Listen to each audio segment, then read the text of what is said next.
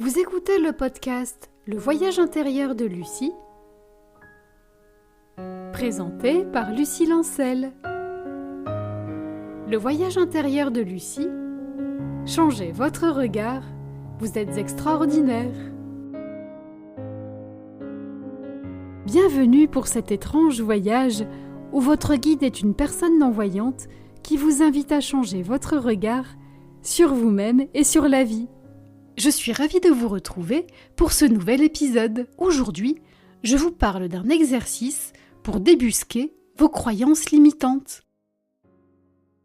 Si vous me suivez depuis un moment, vous le savez, j'adore cuisiner. Faire un bon gâteau, une bonne tarte que je peux partager avec mes proches. Des gâteaux, des tartes. En fait, c'est surtout ça que je fais. Quand on m'invite, je propose souvent de ramener un dessert. Mais quand il s'agit de préparer un plat, là, je fais un véritable blocage. Le peu de fois où j'ai essayé, ça ne me paraissait pas assez bon, la texture, c'était pas ce que je voulais. Un jour, alors que je faisais une séance de coaching avec ma grande sœur, on a cherché comment je pourrais sortir de ma zone de confort sans trop me challenger. Pendant la méditation qu'elle m'a proposée, je me suis visualisée en train de préparer un repas et de le partager avec des personnes que j'aime.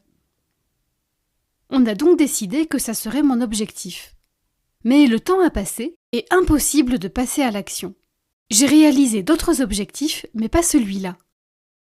Je me suis dit que c'était pas le moment, ou que j'en avais pas assez envie. Mais quelque temps avant Noël, la situation a commencé à changer. Je ne sais pas comment ça se passe pour vous. Chez nous, Noël, c'est une grande fête de famille. On se réunit chez une de mes tantes et chacun ramène son repas et on partage tous ensemble. On met tout en commun. Une auberge espagnole, quoi. Mais cette année, ma tante a fait une curieuse proposition. Elle a proposé qu'on ramène tous un couscous. Plus facile à faire, plus facile à réchauffer. Moi, j'adore le couscous. À chaque fois que j'en mange chez mon amie, je me régale.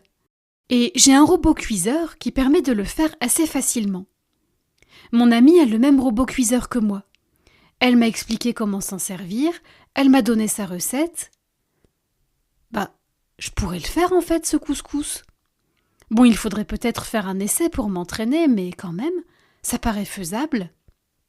Et si c'était l'opportunité, le challenge dont j'avais besoin pour enfin passer à l'action et le préparer, ce repas? Mais plus tard, je discute de l'organisation du repas de Noël avec mes parents. D'habitude, on s'organise entre nous. Ma mère fait un plat et moi, je fais un dessert. Mais cette année, ça sera différent. Enfin, c'est ce que j'espère. Je commence à expliquer à mes parents que cette année, j'aimerais bien me charger du repas de Noël parce que ça serait un beau challenge pour moi. Et puis, ça serait l'occasion d'apprendre à utiliser mon robot cuiseur. Mais ma mère m'explique que ça ne l'arrange pas trop. Elle a une bonne recette qu'elle maîtrise, elle sait comment le réchauffer. Est-ce que ça ne serait pas plus simple de faire mon couscous une autre fois, après Noël, quand on sera plus au calme? Bon, d'accord. Sur le moment, j'ai l'impression que c'est ok pour moi. Mais, une fois seule, je sens la frustration me gagner. Mais c'est pas possible, je fais toujours les mêmes choses. Enfin, je sais pas, moi, j'essaie de sortir de ma zone de confort, et puis on me met des bâtons dans les roues. Les autres, ils font ce qu'ils veulent. Moi, je dois toujours m'adapter. On ne me laisse jamais rien faire.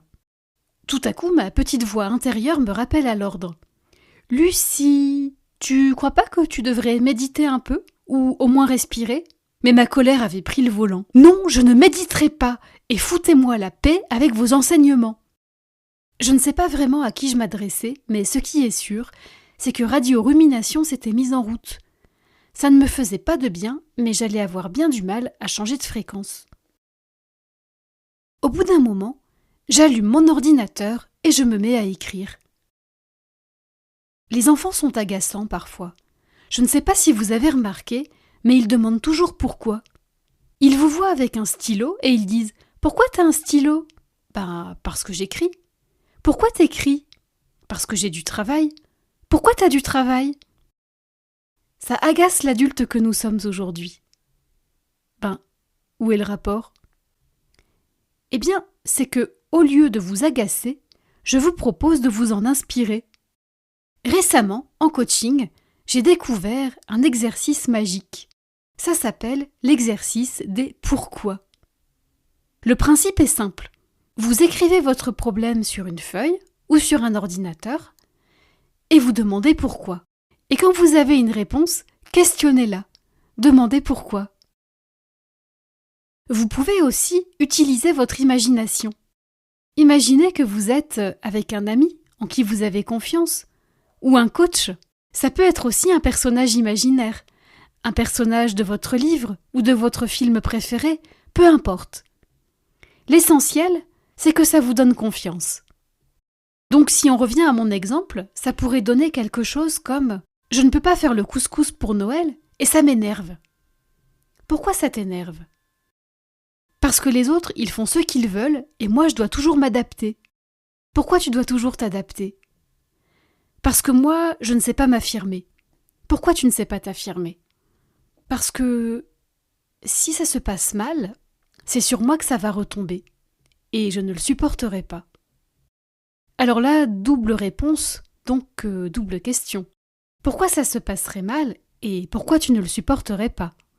Bon, je prends une question et je reviendrai à la deuxième après. Pourquoi ça se passerait mal ? Parce que je ne sais pas si j'en suis capable en fait. J'ai peur de me tromper dans les ingrédients. J'ai peur de ne pas savoir utiliser le robot cuiseur correctement. Et si je fais un plat dégoûtant que personne n'a envie de manger ? Tout à coup, j'ai senti ma colère s'estomper et mon coach intérieur a pu se faire entendre. Donc en fait, tu as peur de ne pas y arriver. C'est une peur que tu avais déjà identifiée pendant ta formation podcast, et ça n'a rien à voir avec ta famille. Et si on reformule, on pourrait dire que tu as peur d'échouer. Et beaucoup d'humains sont paralysés par cette peur. Allez, on reprend l'exercice. Tu as dit que si ça se passait mal, tu ne le supporterais pas. Pourquoi ? Parce qu'on ne me fera plus confiance. Pourquoi on ne te fera plus confiance ? Parce que ça sera la preuve, s'il en fallait une, que je ne sais pas me débrouiller, alors que les autres, ils y arrivent, eux. Pourquoi ils y arrivent ? Parce qu'ils savent le faire. Pourquoi ils savent le faire ? Parce que ils sont plus doués ? Plus dégourdis que moi ? Oui, donc en gros, tu as peur de ne pas être à la hauteur. Tu ne leur arrives pas à la cheville. Et tout à coup, un déclic s'est fait. Je ne suis pas à la hauteur, je ne suis pas assez bonne, je vais échouer. Je connaissais bien ce phénomène. Ça s'appelle des croyances limitantes. Quand j'avais commencé à me renseigner sur le sujet, ça faisait partie des premiers exemples. Mais ce ne sont que des croyances, des programmes. Ça ne veut pas dire que c'est vrai. Le fait de mettre des mots sur mes croyances a provoqué en moi un immense soulagement. Je croyais être en colère contre ma mère, mais cette colère était en fait dirigée contre moi. Si j'avais eu réellement confiance en moi, j'aurais dit fermement et avec un grand sourire « Cette année, c'est moi qui me charge du repas de Noël. » Mais là, j'avais ressenti le besoin de me justifier. Comme si j'avais besoin de prouver aux autres, mais surtout à moi-même, que j'en étais capable, que je pouvais y arriver. Cette partie de moi qui voulait contribuer, j'aurais pu la défendre quand même. Oui, mais voilà. Je voulais me lancer, je le voulais vraiment, mais des peurs me retenaient. Il y avait à l'intérieur de moi une femme qui avait envie de contribuer, de servir, mais l'exercice m'avait aussi permis d'aller à la rencontre d'une petite fille. Une petite fille qui avait tellement peur d'échouer qu'elle n'essayait même pas. Une petite fille qui avait peur d'être jugée, d'être rejetée. Si j'avais si peur, ne valait-il pas mieux faire mes premiers essais en sécurité ? J'avais peur de ne pas savoir utiliser mon robot cuiseur correctement. Ne valait-il pas mieux me laisser un peu de temps pour l'apprivoiser ? Il m'a tout à coup semblé que tout s'arrangeait de la meilleure manière possible. Tout était très bien comme ça. Tout était juste. J'ai donc repris mes activités. Mon podcast, mon gâteau, mes tartes. Noël approchait, mais avant Noël, il y aurait mon anniversaire. Ma sœur allait bientôt arriver, tout allait bien. Mais mon histoire ne s'arrête pas là. Ça aurait été trop facile sinon. Quelques jours plus tard, ma mère est venue me voir. « Tu sais, Lucie, je me sens un peu débordée. Ta sœur arrive bientôt, j'ai plein de choses à faire. Finalement, je crois que ça m'arrangerait bien que tu prépares le couscous pour Noël. Je peux faire un essai avant ? Bah oui, bien sûr, tu le fais pour ton repas d'anniversaire, comme ça changera un peu. Ok, d'accord. Ah bah mince alors. Ça se passait exactement comme je l'aurais souhaité. On me demande de contribuer, on me demande de l'aide, mais qu'est-ce qui a changé ? Eh bien, je crois que sans m'en rendre compte, j'ai modifié le signal que j'envoyais à l'univers. Au début, je lui disais « Youpi, je vais faire le couscous !» Ah ouais, mais non, je serai pas à la hauteur. Je vais pas y arriver. Les autres font mieux. Mais en apaisant ma colère, en laissant mes croyances se dissoudre, comme un morceau de sucre qu'on tremperait dans du café, j'ai dit à l'univers « C'est bon, je suis prête. » Des croyances limitantes, il en existe des tas. Je ne mérite pas le bonheur, je ne peux pas changer, je ne me mettrai jamais en couple parce que tous les gens bien sont déjà pris. L'exercice des pourquoi, ça va vous permettre de mettre des mots sur les mécanismes inconscients qui bloquent votre accès à la magie de la vie. Quand vous aurez mis des mots sur la croyance qui vous bloque, vous allez pouvoir la questionner. Non mais attends, c'est vrai ça ? Cette histoire à laquelle je crois, dure comme fer, c'est vraiment la réalité ? Et soit la croyance va se dissoudre toute seule, soit vous allez pouvoir demander de l'aide à un coach, à un thérapeute ou à un ami en qui vous avez toute confiance. On ne sait pas exactement d'où viennent les croyances limitantes. Une mauvaise expérience vécue pendant l'enfance ? Certaines croyances nous seraient même transmises de génération en génération. Mais à partir du moment où vous décidez que cette histoire à laquelle vous avez cru n'est pas la réalité, l'univers va vous guider vers la solution dont vous avez besoin. Votre mental vous fait croire qu'il n'y a qu'une solution possible. Mais ce qui était vrai hier ne l'est plus forcément aujourd'hui, car tout est changement, tout est mouvement. Bon, et alors le couscous, il était bon au moins ? Ah oui, le couscous ! Alors, la première fois que je l'ai fait, je me suis dit que j'aurais mieux fait d'écouter ma peur et mon juge intérieur. Je m'étais trompée dans le dosage des épices et franchement, c'était pas terrible. Alors, après avoir ruminé pendant des heures, après m'être insultée moi-même, traitée de tous les noms, j'ai fini par comprendre que je n'avais fait qu'attirer ce que je redoutais. Du coup, j'ai appris de mes erreurs et j'ai refait une tentative. La deuxième fois, c'était le repas de Noël. Je sais pas quel goût il avait parce que, quand j'ai voulu en prendre, il était terminé. Alors, c'est bon signe, non ? C'est qu'il a été apprécié. Nous arrivons à la fin de cet épisode.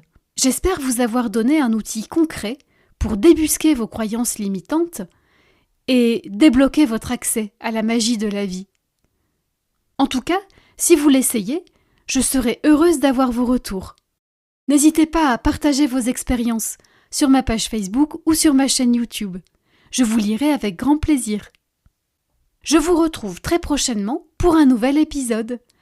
En attendant, prenez soin de vous et faites preuve de bienveillance envers vous-même. À très bientôt. Merci de m'avoir écouté. C'était le voyage intérieur de Lucie.